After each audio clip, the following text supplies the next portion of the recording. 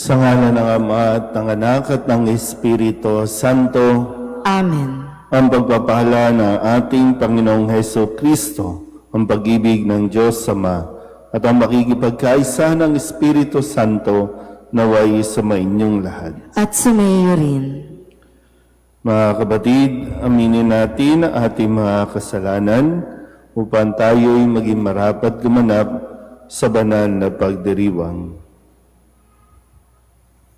Inaamin ko sa makapangyarihang Diyos at sa inyo mga kapatid na lubha ako nagkasala sa isip, sa salita at sa gawa at sa aking pagkukulang. Kaya isinasamo ko sa mahal na Birheng Maria, sa lahat ng mga anghel at mga banal, at sa inyo mga kapatid, na ako'y panalangin sa Panginoong ating Diyos. Kawaan tayo ng makapangyarihang Diyos, patawarin tayo sa ating mga kasalanan, patnubayan tayo sa buhay na walang hanggan. Amen. Panginoon, kaawaan mo kami. Panginoon, kaawaan mo kami. Kristo, kaawaan mo kami. Kristo, kaawaan mo kami. Panginoon, kaawaan mo kami. Panginoon, kaawaan mo kami. Manalangin tayo. Ama naming makapangyarihan, kami dumudulog sa iyong dakilang pag-ibig. Ngayong ang araw ng kaligtasan ay palapit ng palapit upang sa pagdiriwang ng pagkabuhay, kami lalong sumigasig sa pamamagitan ni Jesucristo kasama ng Espiritu Santo magpasawalang hanggan. Amen.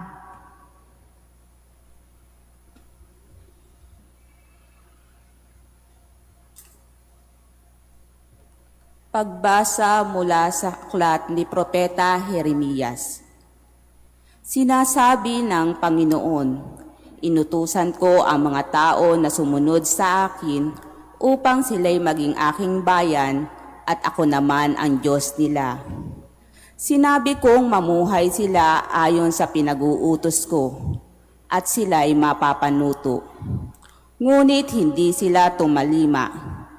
Ayaw nilang makinig sa akin. Sa halip ginawa nila ang balang maibigan at lubusang nagpakasama, sa halip na magpakabuti. Mula nang lumabas sa Ehipto ang inyong mga ninuno, hanggang sa mga araw nito, patuloy ako nagsugo ng aking mga alipin, ang mga propeta. Subalit hindi ninyo sila pinakinggan ni pinahalagahan. Nagbatigas kayo at masahol pa ang ginawa ninyo kaysa sa ginawa ng inyong mga ninuno.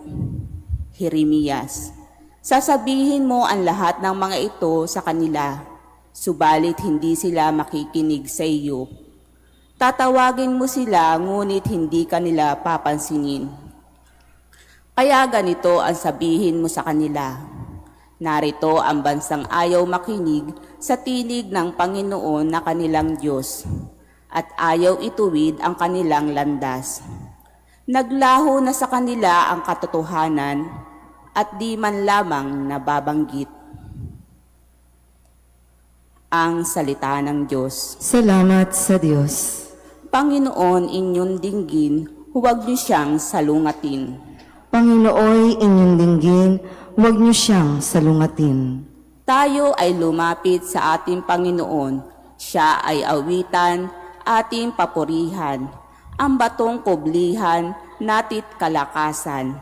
Tayo ay lumapit sa kanyang harapan na may pasalamat. Siya ay purihin ng mga awiting may tuwa at galak. Panginooy, inyong dinggin, huwag niyo siyang salungatin. Tayo ay lumapit sa kanya, sumambat magbigay galang. Lumuhod sa harap nitong Panginoon sa ating lumalang. Siya ang ating Diyos, tayo ay kalingan niyang mga hirang, mga tupa tayong inaalagaan. Panginooy, inyong dinggin, huwag niyo siyang salungatin. Ang kanyang salita ay ating pakinggan. Iyang inyong puso'y huwag patigasin tulad ng inyong magulang. Nang nasa Meriba sa ilang namasa, Ako'y tinukso, doon ay sinubok ng inyong magulang, bagamat nakita ang aking ginawang silang nakinabang. Panginooy inyong dinggin, huwag niyo siyang salungatin. Magsitayo na po ang lahat. Papuri sa'yo, Panginoong Hesukristo, Hari ng walang hanggang kapurihan.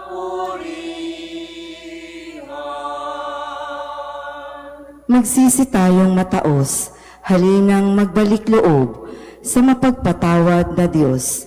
Sa Kanya tayo'y dumulog at manumbalik na lubos. Papuri sa'yo, Panginoong Hesukristo, Hari ng walang hanggang kapurihan.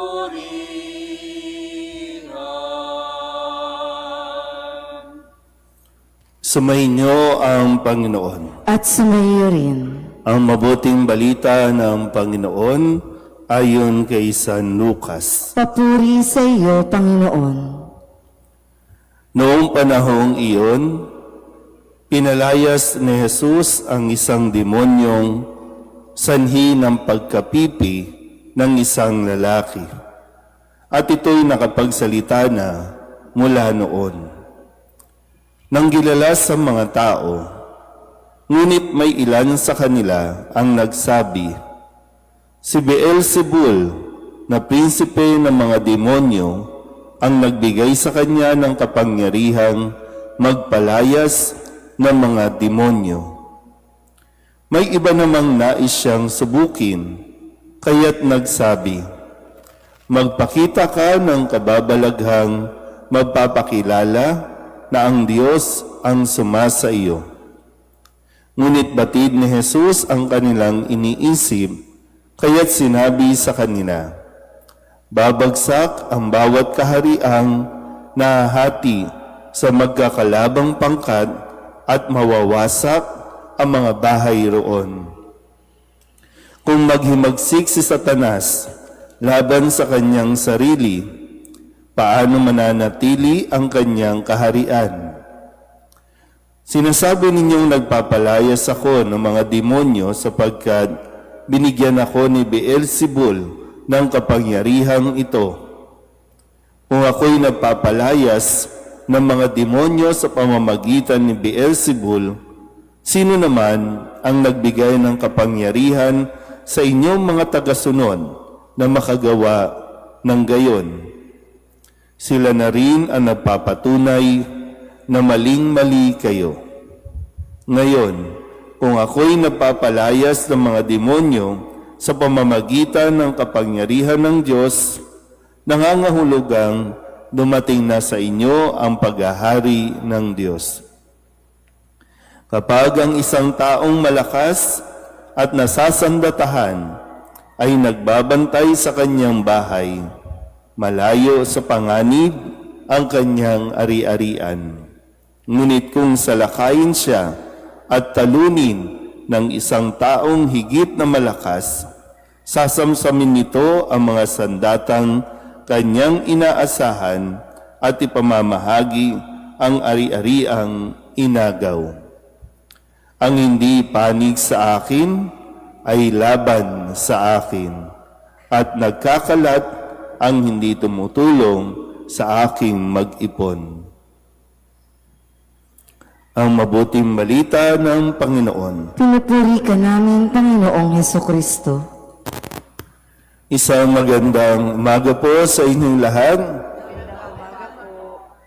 Ngayon po ay Huwebes ng ikatlong linggo ng ating 40 araw na paghahanda o Kwaresma.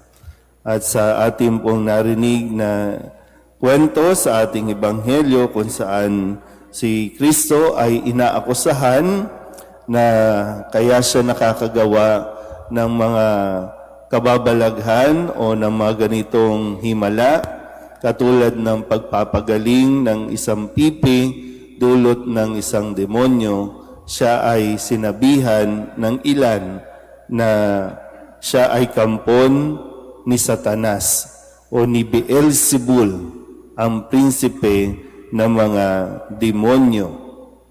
Maganda po mapagnilayan natin, no? Kasi sabi dito, nanggilalas ang mga tao ng kanilang masaksihan nito. So, nanggilalas ang mga tao.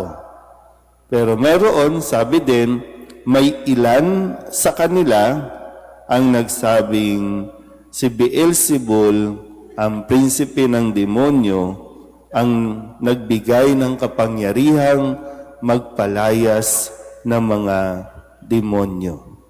So yung realidad na kapag gumawa ka ng mabuti, mayroong matutuwa, pero mayroon din namang hindi matutuwa. Mayroong pupuri sa iyo, mayroon din namang mangbabas sa iyo. Ang kadalasan lang, ang pinakikinggan natin at ang pinagtutuunan natin ng pansin, hindi yung may magagandang sinasabi, kundi yung mga bashers mo. Yung mga hindi magagandang sinasabi tungkol sa iyo. Kaya, dahil doon, yan, minsan yung tinatawag nga natin, ano ba nagpapadepress sa iyo? Di ba? Meron tayo ngayong mga depression. Anong pinanggagalingan? Yan, yung mga negative comments sa iyo. Doon ka masyadong tumututong, hindi doon sa, sabihin natin, for improvement. No? Kahit na maganda, meron pa rin naman for improvement kang dapat na makita. Kaya nga, maganda yung bahagi na sinabi dito na kapag ang isang taong malakas at nasasandatahan, nagbabantay ng kanyang bahay, hindi ito maaagaw sa kanya. Kaya kailangan establish yung iyong pagkilala sa iyong sarili. Establish din yung motivation mo, ano ang dahilan, bakit mo ginagawa ito, para saan. Kasi kung malinaw sa iyo, yung goal mo, malinaw sa iyo kung para saan ito, kahit anong pangbabash ang marinig mo, hindi ka papaapekto at hindi ka aabot sa depression o anxieties. Kasi, di ba, maganda yung buo ang loob mo, matatag ka, kahit anong sabihin paninira sa iyo, hindi ka papaapekto. Naintindihan po ba? Kasi, maging si Kristo, may mga bashers. So, anong gusto? Exempted ka? Kaya nga sabi, ang panig sa akin, di sumunod sa akin. So, nasaan ba tayo? Lalo na pagdating, di ba, itinuturo sa atin itong mga nakalipas na araw, ang pagsunod sa kautusan. Ay maraming gustong baguhin ang kautusan. Kaya ayaw nila kay Kristo. Kasi si Kristo ipinapaunawa at isinasabuhay ang mga batas. Kaya umabot sa punto na siraan siya hanggang sa kakampi kasi ng demonyo yan. Kaya ganyan. Pero sabi ko, kung malinaw sa iyo ang pagkilala mo sa iyong sarili, kung malinaw sa iyo ang pagtulong at kabutihang ginagawa mo, tuloy lang ang paggawa. Kahit mayroong sinasabing hindi maganda tungkol sa iyo. At tandaan mo mayroon ding mga taong pupuri at magsasabi sa iyo ng maganda. Yun ang pakinggan mo. Amen?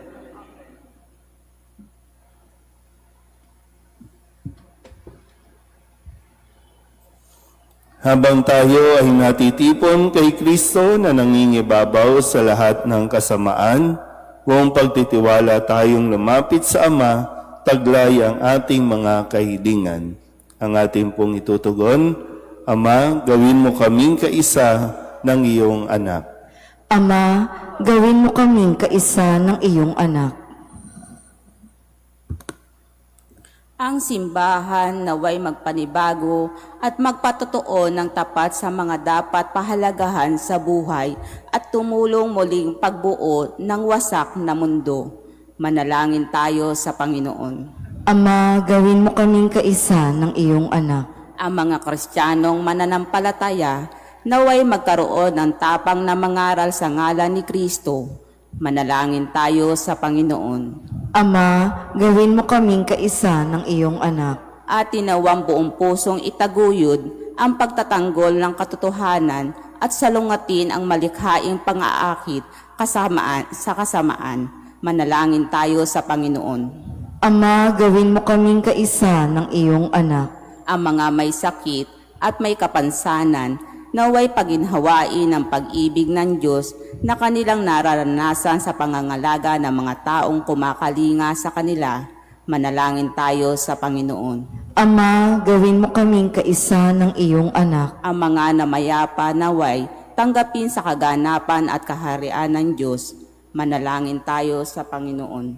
Ama, gawin mo kaming kaisa ng iyong anak. Upang mamayani ang kapayapaan sa gitnang silangan at sa buong mundo at ipag-adya nawa ang sangkatauhan sa karahasan, kasakiman at pang-aabuso ng kapangyarihan na nagdudulot ng paghihirap at kamatayan sa marami. Manalangin tayo sa Panginoon. Ama, gawin mo kaming kaisa ng iyong anak. Upang ang lahat ng mga nagdurusa dahil sa kalupitan ng digmaan ay daglian na makaranas ng kapayapaan at mabuhay na may kapanatagan at kalayaan. Manalangin tayo sa Panginoon. Ama, gawin mo kaming kaisa ng iyong anak. Idulog din natin sa Panginoon ang ating mga personal na kahilingan at mga panalangin para sa ating mga pamilya, kasama din ang mga kahilingan ng mga nanonood sa online. Lahat ng mga misang pasasalamat, special na intensyon, agarang paggaling ng mga may sakit, ang lahat ng mga kaluluwa na iniling na ipagdasal sa misang ito.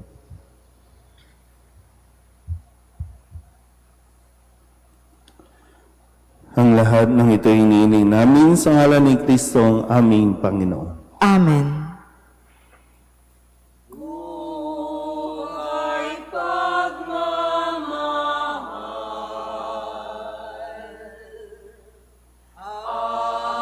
alak at tinapay, sana'y tanggapin mo, amang minamahal.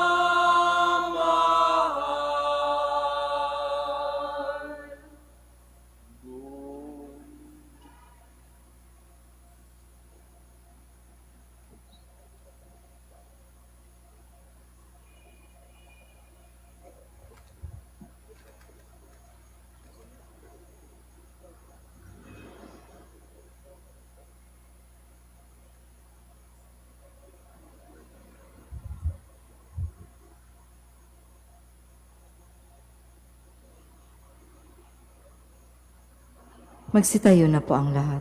Manalangin kayo mga kapatid upang paghahain natin ang kalugdan ng Diyos amang makapangyarihan.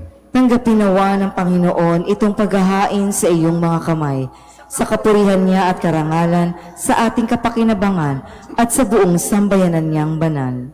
Ama naming lumikha upang iyong kalugdan ang aming mga alay, dalisayon mo kami sa lahat ng kasalanan at huwag mong ipahintulot na kami masilaw ng kinang ng mga huwad na kaligayahan. Kundi itaguyod mo kami ng aming makamtan ng iyong pangakong gantimpalang lantay sa pamagitan ni Jesucristo kasama ng Espiritu Santo magpasawalang hanggan. Amen. Sumainyo ang Panginoon. At sumayo rin. Itaas sa Diyos ang inyong puso at diwa. Itinaas na namin sa Panginoon. Pasalamatan natin ang Panginoong ating Diyos. Marapat na siya ay pasalamatan. Ama naming makapangyarihan, tunay ngang marapat na ikaw ay aming pasalamatan sa pamamagitan ni Jesucristo na aming Panginoon.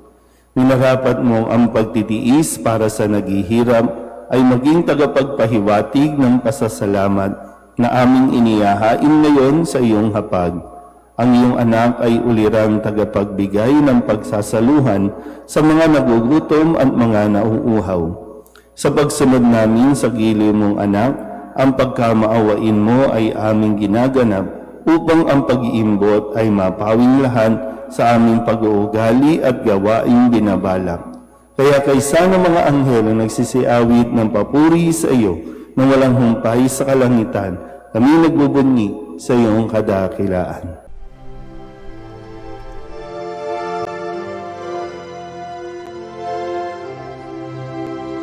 Santo, Santo, Santo, Panginoong Diyos makapangyarihan, napupuno ang langit at lupa ng kalwalhatian mo. Hosana sa kaitaasan, pinagpalang na paririto sa ngalan ng Panginoon. Hosana sa kaitaasan.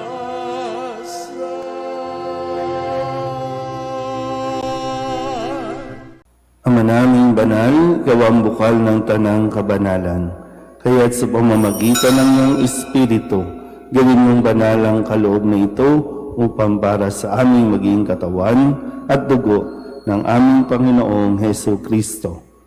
Bago niya pinagtiis ang kusang loob na maging handog, hinawakan niya ang tinapay, pinasalamatan kaniya, pinaghati-hati niya iyon, iniabot sa kanyang mga alagad at sinabing, "Tanggapin ninyong lahat ito at kanin, ito ang aking katawan na ihahandog para sa inyo."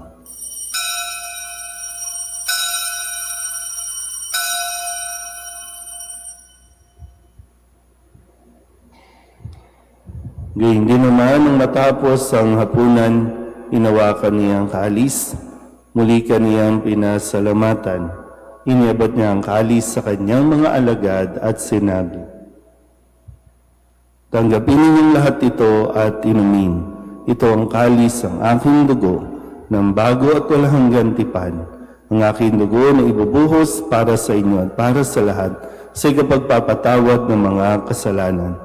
Gawin ninyo ito sa pag-alaala sa akin."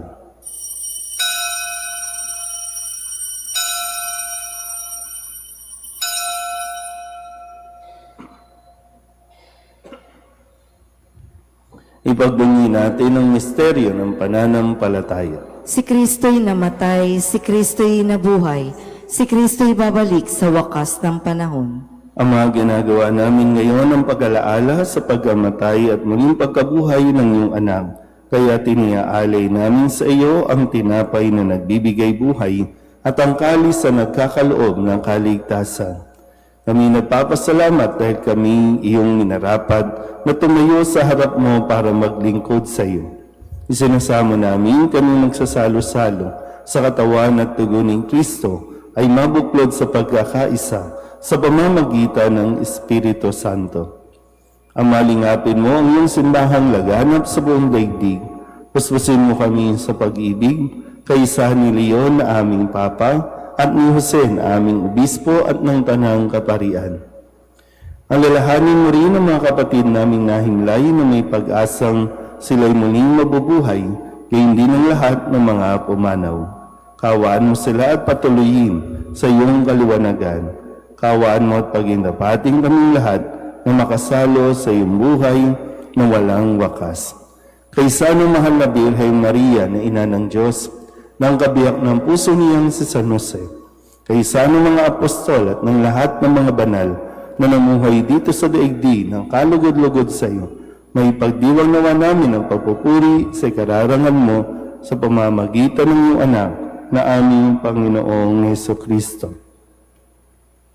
Sa pamamagitan ni Kristo, kasama niya sa Kanya, ang lahat ng parangal at papuri ay sa iyo, Diyos amang makapangyarihan, kasama ng Espiritu Santo, magpasawalang hanggan.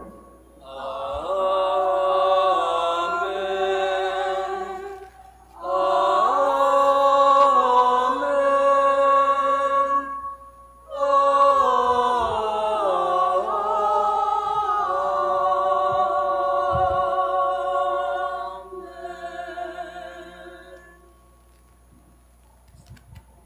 Sa tagabili ng mga nakagagaling na utos at turo na Jesus sa Panginoon natin at Diyos, ipahayag natin ang lakas loob.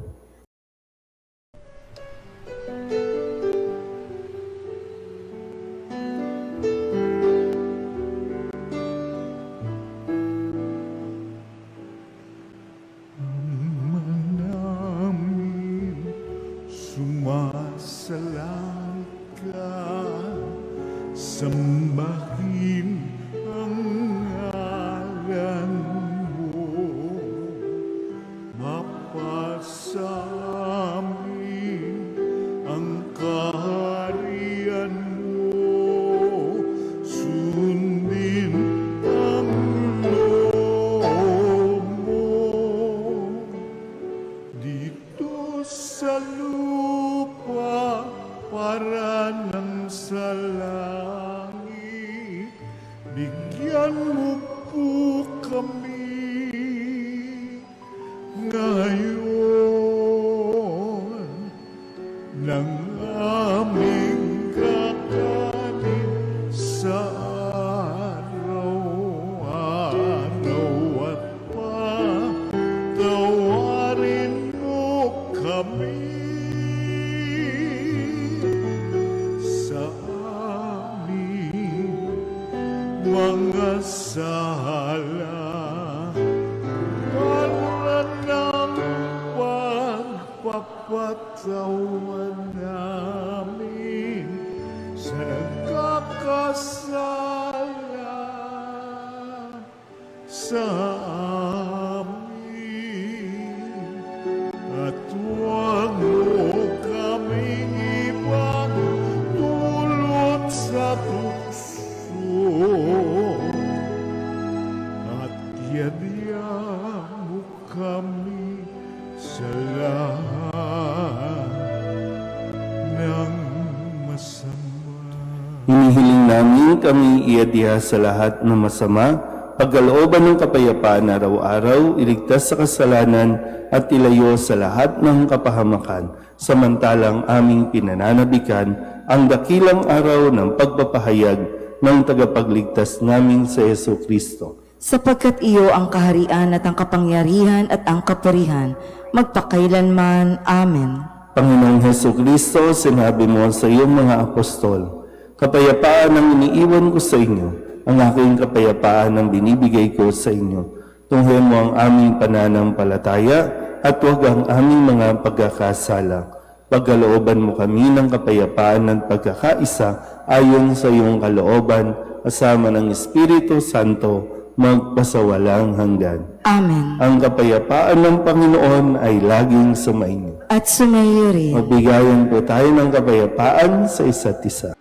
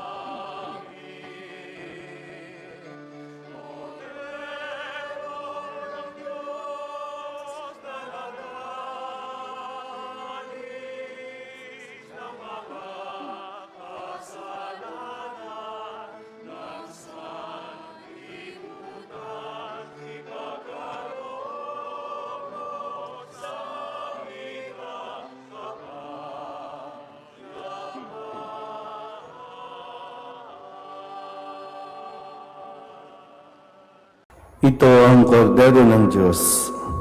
Ito ang nag-aalis ng kasalanan ng sanlibutan. Mapalad ang mga inaanyayahan sa kanyang piging. Panginoon, hindi ako karapat-dapat na magpatuloy sa iyo. Ngunit sa isang salita mo lamang ay gagaling na ako.